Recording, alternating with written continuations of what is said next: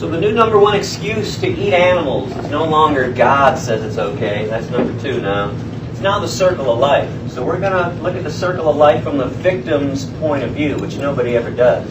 As you're about to see, this zebra does not want to be a victim to a lion any more than a cow or a chicken wants to be your victim. Zebras have a chance to fight back, though, and escape. We don't even give cows and pigs and chickens and turkeys that chance. About to see an alligator trying to take down a baby impala. And there's an angry vegan looking on, I empathize. He's going to get involved in stopping.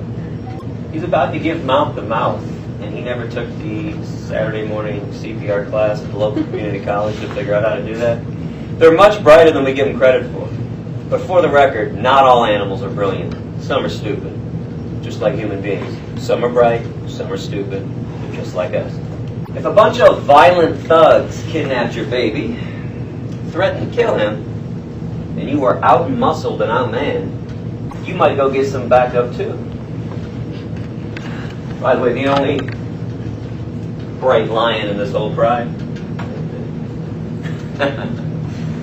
Ain't no fun when the rabbits got a gun.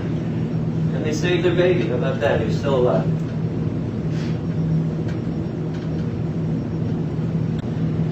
Looks like the buffaloes, the zebra, and the hippo didn't get that memo about the way meat eaters want the world to be. Good afternoon, everybody. My name is Gary Yourofsky. I'm a vegan animal liberation activist. Been vegan more than 18 years, which means I do not eat or wear anything that once had a face, a mother, or a bowel movement. No meat, cheese, milk, eggs, and honey. No fur, leather, wool, silk, or down. And no animal byproducts whatsoever. Instead, I've decided to eat normal food, real food that wasn't tortured and killed and covered in blood and guts and pus, like fruits and vegetables, nuts and seeds, grains and lentils. I wear clothing made of hemp, bamboo, cotton, and a host of other materials that were not ripped off of somebody else's body. Now, I chose this lifestyle back in 1996, when I finally understood that speciesism, believing that the human species can do whatever it wants to any animal species, was the essence of bigotry and hatred. More victims are left in this path than all other forms of discrimination combined. Worldwide, we are torturing and killing 150 billion animals every year to satisfy our meat, dairy, and egg addictions, and billions more for clothing and entertainment. So when you're not vegan, you end up paying somebody to kill thousands of animals just for you throughout your lifetime. That's not only violent commodification and selfishness, it's pure hypocrisy. Because what if you were the victim? Remember, you have to examine all issues of injustice from the victim's point of view. And what if somebody commodified your body, labeled you stupid and dirty, mocked your entire existence, and said that your life didn't matter at all? I suppose you'd want the world to change its evil ways immediately, and hope that somebody like me would stand up, speak out, and defend your right to be free. Don't you think the animals we torture and kill feel the same exact way? And speaking of stupid and dirty, have you been to an airport lately? Seen a public restroom? The Hudson River? Following the rise of STDs? Ever notice that the majority of people have never once started out on the right side of justice? And we have the audacity to say that animals are stupid and dirty?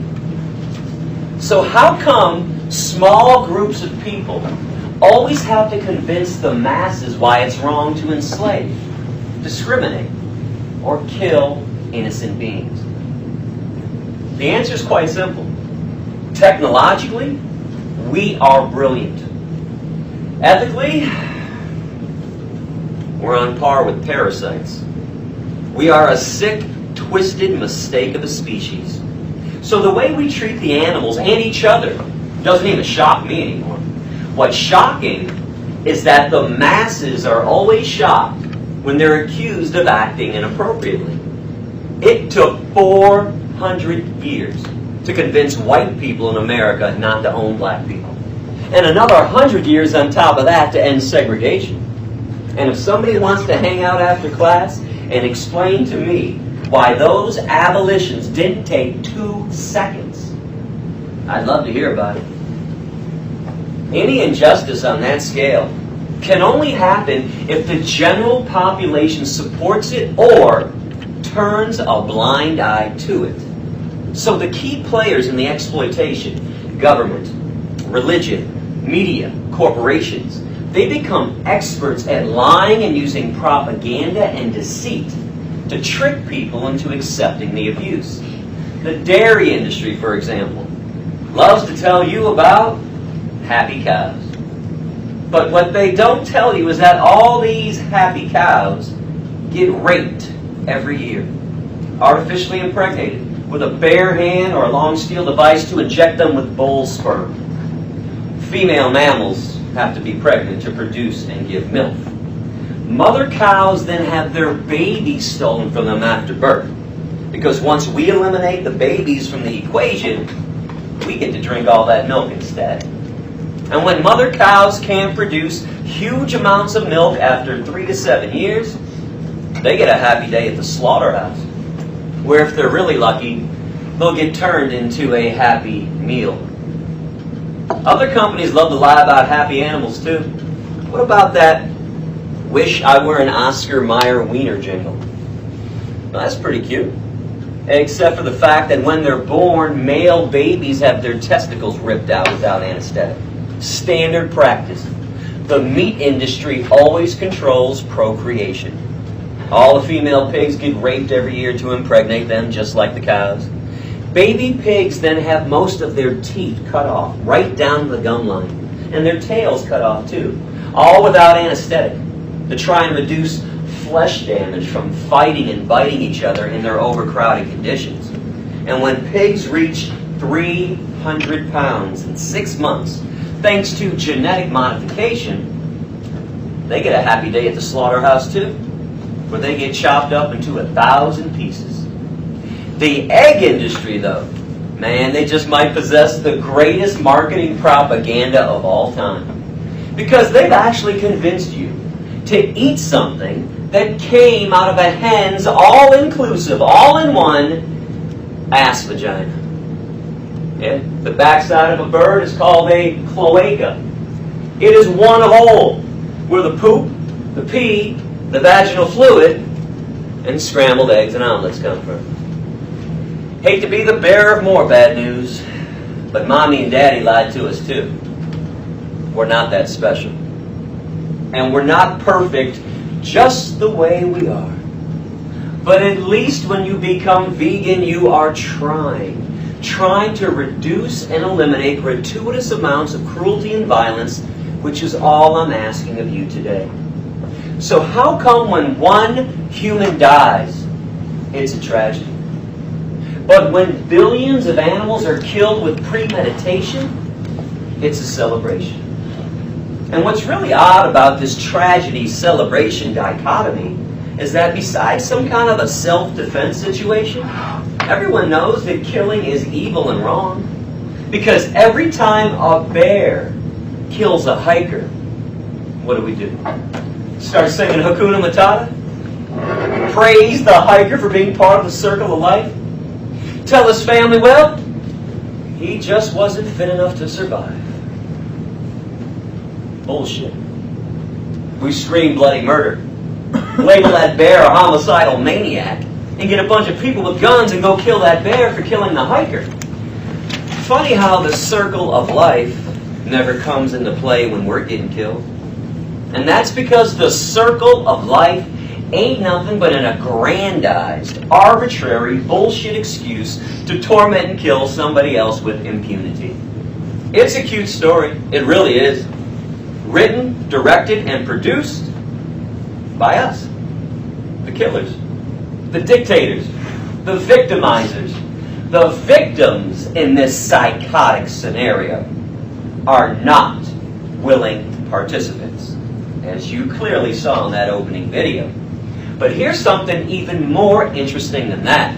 Sometimes even the killers question their own behavior. Kindness is a choice, so is violence. Spare me the animals can't think or rationalize because they operate on instinct-only nonsense. Because if you go to my website at DAP.org, check out the animal intelligence essay and click the link that says leopard saves a baby baboon. And watch a big carnivorous cat have second thoughts about the circle of life.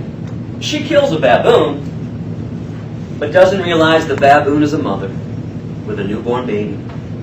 So she intentionally lets a skulking hyena have the dead mother's corpse to chomp on, while she gently picks up the baby, puts the baby in a tree, and stays in the tree to protect the baby from the hyena. If the circle of life was genuine and animals couldn't think, that leopard would have instinctively, instantly killed that baby. Instead, she chose to comfort him, to protect him, just like most of you would do.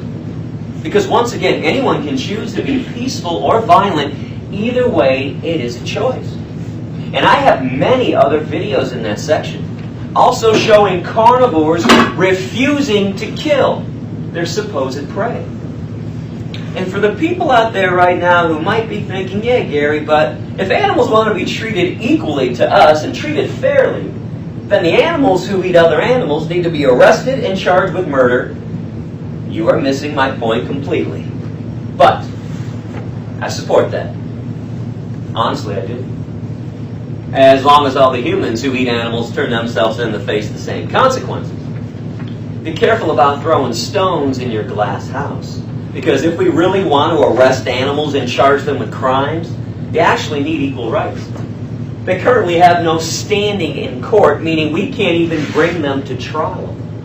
But as soon as animals receive the same rights of life and liberty as us, meaning they can no longer be the victims of slavery and murder, I'll call the cops and the next cat I see for killing a squirrel.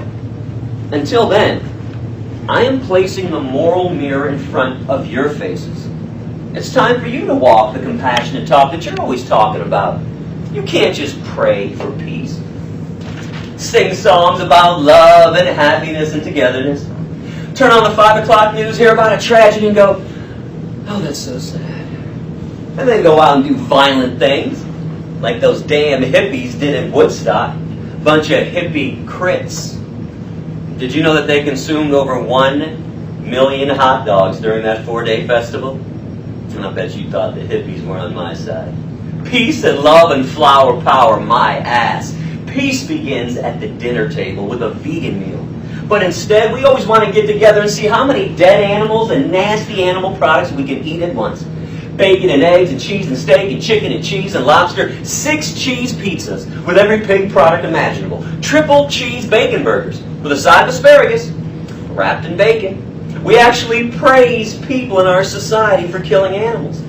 You've seen all the TV shows glorifying fish killers, duck killers, chefs who cook nothing but meat, guys who'll eat anything from testicles to brains, schmucks who win hot dog eating contests.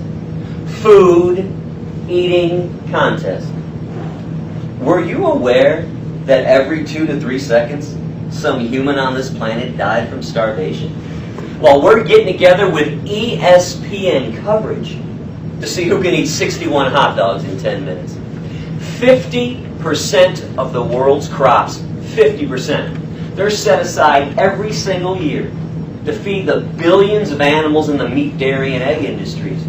95% of soy in America. 80% of all the corn in America. 70% of the oats in America. That's animal feed. Cows and pigs and chickens and turkeys, they never miss a meal. They always get fed. There's only 7.5 billion people on the planet. Do the math. You can become vegan and help end world hunger by eradicating the meat, dairy, and egg industries and support the humans you claim to care about so much. Or continue with the gluttony. And speaking of the gluttony, It's now time to watch a 5.5-minute video about where breakfast, lunch, and dinner come from. And before I press play, I need to be pretty clear about something. There is no such thing as humane slaughter or humane slavery, meaning that humane meat, cheese, milk, eggs, and honey do not exist. If I told you that there was a nice outfit in Thailand where they humanely raped kids for the child porn industry, you know, they use condoms and lubricants, let them play in a big backyard every day for 6 glorious hours in between the rapes, would you support it? I didn't think so. Is that because rape is always evil no matter how it's being done? So stop focusing on how animals are being harmed and violated, and start opposing all the different ways of enslaving, abusing, and killing innocent beings. This means that buying local, organic, cage-free, free-range, grass-fed, kosher, halal, antibiotic-free, hormone-free is just as evil and no different than buying conventional from afar or from a factory farm. And if you feel the need to turn away or close your eyes during this video, you might want to ask yourself a question. If it's not good enough for my eyes, then why is it good enough for my stomach? There was nothing wrong with killing animals, and eating meat was okay. How come McDonald's and Burger King and Wendy's never show those images in their TV ads? Always showing you a happy, singing, smiling cartoon caricature instead. And people are up in arms right now about all the beheadings taking place in the Middle East. Meanwhile, 30 million innocent animals every day in America are beheaded. And no one says a damn thing about it. So I'm a little confused. Is beheading evil? Or does it matter who's getting their heads cut off? I will forever be embarrassed to be a human being. To stand upright. Like that's something to be proud of. Got to be kidding. A retired Marine in North Carolina once heard me lecture at East Carolina University. And he said, "Gary, I believe everything you said. Got no arguments for you at all. But we're a bunch of violent monkeys. What makes you think we care?" To this day, that statement still breaks my heart. But I refuse to believe that no one cares. Because the only problem is you've been programmed not to care. Brainwashed to be a good little lifelong consumer of animal body parts. Same thing happened to me for the first part of my life for 25 years. But if you just put your defenses down, I can unbrainwash and deprogram you for free. No gimmicks, no books to buy, no email list to join. I just want to put you back in touch with your conscience again. The conscience that you had when you were young, innocent, and uncorrupted by society's lies. It can't be that difficult to understand that each animal values his or her life as much as you value yours. You might not care about cows and pigs and chickens and fish, but when your thoughts are prejudicial, who the hell cares what you think? Believe whatever you want to believe, but you have no right to act out your violent desires. And listen, if you want to sit around all day smoking weed, eating Oreo cookies, sipping on a 2-liter Mountain Dew, be my guest. Because ain't nothing wrong with smoking some kush. And Oreos and soda happen to be vegan. They're sugar and chemicals, pure garbage. But if you want to harm yourself, you have every right to do so. I am not the health police. But you have no right to harm somebody else in the process of harming yourself, so I am the ethics police. And vegans will defend animals from you until this massacre stops. You don't really think the entire animal kingdom worships us, thinks we're special, believes that we are the image of God? We're like a Colombian drug cartel. We're a bunch of bullies, criminals, and killers. A symbiotic relationship between humans and animals is not happening when all we do is take and take and take and take a little more. We steal their milk, their eggs, their honey, their skin, their flesh, their lives. Symbiotic relationships are supposed to benefit each party. When there's only one beneficiary, it's called slavery. It's time to become the rational beings that we always claim to be. And speaking of becoming rational, gotta say something to my religious friends out there today. Because the oldest excuse in the book, God says it's okay, is the dumbest shit I've ever heard in my life to harm somebody else.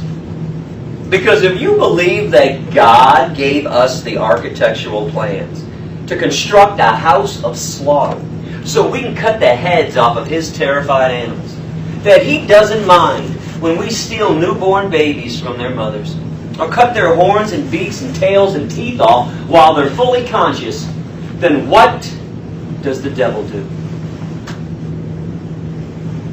What could a cow, a pig, a chicken, or a turkey ever do to deserve the wrath of God Himself or eternal damnation? And for the atheists and the agnostics in the crowd, you ain't off the hook either. Where's that logical lifestyle you're always preaching about? Because if you discriminate against animals and eat meat, cheese, milk, eggs, and honey, then you are no different than all the religious people that you condemn. And for the record, I do not condemn God. I condemn violent rituals and bloodthirsty habits and traditions in God's name. Because I've noticed something quite disturbing about all religious people all over this planet. They never, ever worship anything that God actually created. They only worship things that we created in God's name. Bibles, crosses, churches, synagogues, Korans, Stars of David, the Wailing Wall. I can assure you that God is completely unimpressed with our creations and with us, as long as we act like barbarians. Living in peace, though, I think he'd be pretty impressed with that. You can't possibly believe there are slaughterhouses in heaven, or that violence against animals was allowed in the Garden of Eden. And those are God's two most perfect places. Now, I want to destroy some other lies you've heard way too much about. First, people often ask me why we can't eat eggs from some hens living in our backyard or from a free-range farm.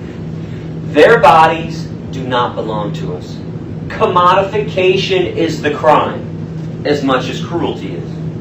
And I've noticed that nobody ever wants to adopt old hens to live in their backyard.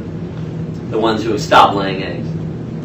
Yeah, they only want the young ones who are still freshly modified genetically to lay 300 eggs every year, instead of their normal 17 eggs every year. Hens, just like sheep in the wool industry, always get killed when they stop producing things that we want them to produce. I want to show you the owner of a huge free-range egg farm in California actually telling the truth on the History Channel.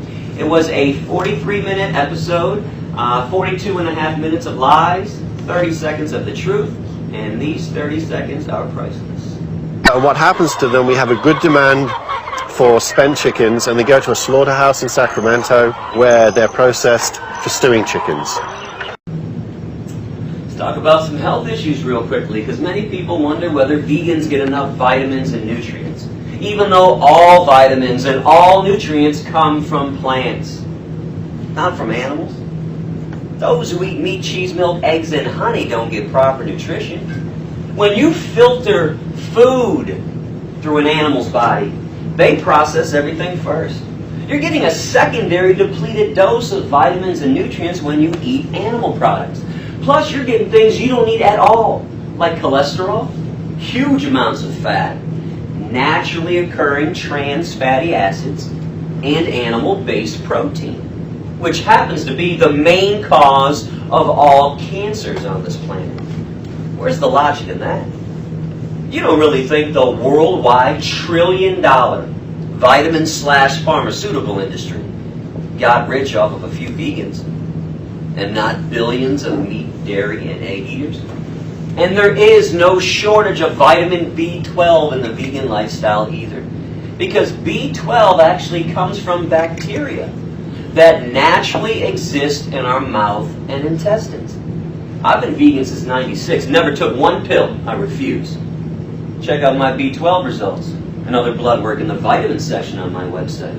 And before that perfunctory protein comment comes up, unless you plan on starving yourself to death, it's impossible not to get protein. You couldn't even do it if you tried, because all the plants have protein. Even fruit is around 5% protein. Nuts and seeds and beans and lentils, vegetables and grains, plenty of protein. Beans and lentils, by the way, are 25% protein. And there's a myth out there that we can't do anything about our health because it's already programmed into our genes. Hey, Gary, that was a great speech, man, but heart disease runs in my family. Breast cancer keeps running in my family. The only things running in your family are meat, cheese, milk, eggs, and honey. It doesn't count as being hereditary when our parents and our grandparents and our great-grandparents ate the same disgusting, unhealthy things that we still eat today. When we get the same exact diseases that they got, it's called the same lifestyle syndrome. Baldness is hereditary. Thank you, Mom and Dad, for that. Eye color is in the genes. Cystic fibrosis, Down syndrome, Prader-Willi disease, that's in the genes. Heart disease and cancers are not. And how come when vegans try to tell people how to prevent or treat a disease, everybody hates us? But if you have a disease, survive a disease, or die from a disease, you're a friggin' hero. Well, to be fair about that, kind of depends on which disease it is, doesn't it? Heart disease, breast cancer, autism, hero, leprosy, schizophrenia, gonorrhea, AIDS, Tourette's, depression, not so much. Where's the race for a cure for gonorrhea? The stand up to schizophrenia concert? And can we please stop exalting sick people to Jesus-like status? Getting a disease doesn't make you heroic nor courageous in any way. It makes you unlucky, if you want to get technical about it. And I'm really confused when people say that vegan food is more expensive. Exactly when did bananas and apples and carrots and cucumbers and potatoes and broccoli and tofu and barley become more expensive than meat, cheese, milk, eggs, and honey? And listen, are there some pricey vegan things out there? Hell yeah. Blueberries are $5 a package, but you get 5 bananas for $1. Cliff Bars, which are vegan, cost around $1. That's the real dollar menu. You guys got the expensive shit. Fish, ribs, filet mignon, Outback Steakhouse, Carrabba's, Applebee's. That ain't cheap. And if vegan food really is more expensive, how come at Ruby Tuesdays, that restaurant chain, they give you a free, all-you-can-eat salad bar when you purchase most of their main entrees, which are all comprised of meat and cheese? So I'll tell you what, next time you go to Ruby Tuesdays, order the salad bar and see if they'll give you free all-you-can-eat plates of meat on the side. And the more I think about it, the more I realize no one even likes the taste of meat. You absolutely despise it. You only like the way it's prepared. If I killed the chicken, put it on your desk right now, say, go ahead, eat it. You'd say, you must be crazy. You better cook it, fry it, bake it, bread it, grill it, barbecue it, put some oil on it, sauce it up, spice it up, salt, pepper, sugar, do something to it, 2 slices of bread, mustard, ketchup, pickles, onions, tomatoes. You absolutely hate the way meat actually tastes. You like everything else that goes with it. So I have some great news. When you decide to become vegan, you don't have to give up the taste that you love. Because we use the same spices, same sauces, same cooking techniques. Beyond the fruits and the veggies, the nuts and the seeds, the grains and the lentils, we got vegan burgers, vegan ribs, vegan fish, vegan chicken, vegan turkey, vegan bacon, vegan ham, vegan sausage, vegan ice cream, vegan cheese, vegan milk, vegan whatever you want. and it's all made without chemicals. It's a combination of vegetables and grains and nuts and seeds and other things that weren't covered in blood and pus. Check out the Making the Transition to Veganism and What to Eat essays on my website, plus the shopping guide, restaurant, and recipe sections too. And keep this in mind, not every vegan burger tastes great, but you don't like every hamburger you eat either. Don't even try to pull a fast one on me. Ate that shit for 25 years. There are nasty pizza places, disgusting Chinese restaurants, and bad chicken joints too. But that's never stopped you from eating hamburgers, pizza, Chinese food, and chicken. Because you find the places that make it all properly, just the way you like it. Don't you think we do the same thing? So stop taking it out on veganism. When you find something that doesn't taste right, just find something that does. And spend around 20 minutes on my website reading the Humans Are Herbivores essay. Because contrary to popular opinion, and I stress the word opinion, all actual scientific evidence shows that physiologically, humans are 100% herbivore. Not carnivore, not omnivore. From the side-to-side grinding and chewing motion of our lower jaw, like this, to the fact that we sweat through our pores to cool ourselves down, to our long intestinal tracts, we are plant eaters. Just like our closest primate relative, the bonobo. Yeah, not the chimpanzee. Which is more propaganda from biased meat, dairy, and egg-eating scientists who desperately and deceitfully want to trick you into accepting this abuse. It's important to know something about propaganda. It doesn't only work because it's forced down your throat day after day. Sometimes you want to believe those lies to justify your behavior, so you don't have to change. And before somebody blurts out, yeah man, but what about these canines, dog? Most herbivores have canines. Our teeth are nearly identical to cow teeth. Broad, short, and flat. But sometimes herbivores actually have bigger canines than meat eaters to strike fear into their hearts if they're thinking about attacking. Because guess who has the biggest canines on the planet? Hippos. And they're 100% vegan. Now I want to show you a photograph of human teeth and lion teeth to further prove my point on this.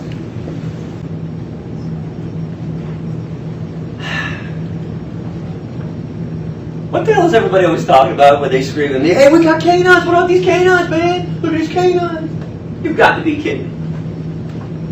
And if you really think that these flat teeth, and not these pointy ones over here, that these flat teeth were made for animal flesh and not plants, it's time for the dog bone challenge. I like to give a crowd a chance to prove me wrong every semester if that's what they want to do. I hope you guys don't want to do that. There's usually a couple people in every crowd that are going, Urofsky's full of shit. He knows damn well we're meat eaters. You want to prove me wrong on your way home from school today? Stop at a pet store. Buy a bone. Get that old school rawhide bone. None of that new age nylon crap. Take that bone home, chew on it. Just like a dog would. Go to town on it. Now, let me absolve myself right now from any future lawsuits in front of a crowd of witnesses. If you choose to do that, your weak, scrawny little herbivore teeth will break in half and shatter. So don't come running to me to pay the $10,000 bill the dentist is going to charge you to fix your mouth. And finally, let's talk about the plants and whether they suffer. Because the latest idiocy and lunacy being tossed my way the last couple of years has been, hey man, carrots suffer and die just like cows do, so what's the difference? Okay, in case you were unaware of this difference, you have to have a functioning central nervous system connected to a brain in order to suffer. And this is not up for debate. Which is why people in the hospital who are brain dead, but still alive, but can't feel anything are called... How about that? A little truth in science for a change. Yeah, we don't call these people fish. We don't call them chickens and turkeys and cows and pigs. We call them vegetables. But even if someone somehow proved that insentient life forms like plants were capable of suffering, we're causing more harm to the planet by harvesting all the plants, They're feeding all those plants to the animals and killing all the animals to get the nutrients they got from the plants, which were all the nutrients that we needed to begin with. With all the crop land in America alone, America could be feeding 10 billion people. Again, there's only 7.5 billion on the planet, which means less land would be used, less plants would be harvested, less violence committed if we ate plants directly. And if plants really can't suffer, how come firefighters never rescue them? And don't say it's discriminatory, because animals are the most discriminated species on this planet. But there's still a plan in place to save them during a fire. Humans get saved first, but if it's safe to do so, even if it's unsafe to do so, don't go back inside and save the animals. But even if it were safe to do so again, no firefighter in the history of the world has ever gone back in a third time to save the chrysanthemums. Hey Bob, quick, you save the basil plant from the kitchen, I'll get the rhododendron from the second floor.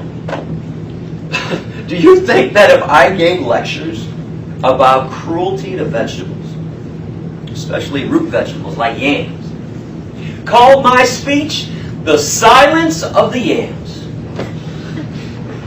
Because everybody knows that yams scream for about 30 to 45 seconds after you yank them out of the ground before they die. That I would have been invited into 180 schools to give 2,600 lectures to 60,000 students in 30 different states. And I was just thinking about this the other day, but what do we say about fruits and vegetables when they get old? They're ripe, ready to eat, or rot. And what do we say about animals when they get old? They're old. Because animals are alive in the exact same way that we are. And plants are food. So can we please stop making up idiotic excuses to torture and kill the animals? And make up an excuse to care about them instead? To become vegan? To actually live by the golden rule instead of just paying lip service to it. Do unto others as you would have others do unto you.